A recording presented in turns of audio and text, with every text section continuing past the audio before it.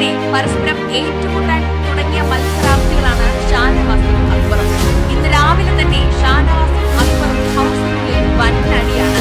അടി തുടങ്ങുന്നത് അടുക്കളയിൽ നിന്നാണ്. ഷാനവാസും അനീഷുമായി തുടങ്ങിയ അടി പിന്നീട് ഷാനവാസും അക്ബറും തമ്മിലാവുകയാണ്.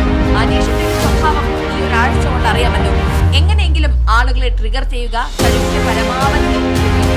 അടുക്കളയിലും സ്ഥിരം അനീഷിനെ നടക്കാനാണ് ഷാനവാസ് പോയത്.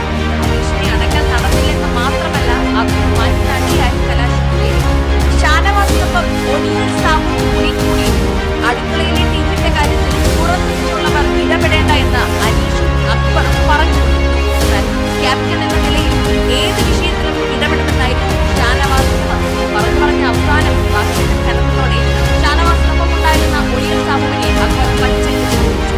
അക്ബറിനെതിരെ എന്തെങ്കിലും കാരണം കിട്ടാൻ കാത്തുനിന്ന ഷാനവാസ് ഉടൻ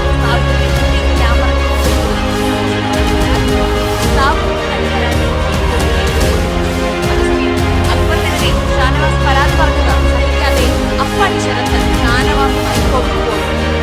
ഒടുവിൽ അക്ബറും ഷാനവാസും തമ്മിലായി നേർക്കുപോയി. എപ്പിസോഡ് 1 മുതൽ തന്നെ അക്ബർ ഷാനവാസിനെ ടാർഗറ്റ് ചെയ്യുന്നത് പ്രേക്ഷകർ കണ്ടു. കിട്ടുന്ന അവസരങ്ങളിലെല്ലാം ഷാനവാസിന് പണി കൊടുക്കാൻ അക്ബർ ശ്രമിക്കാറുണ്ട്.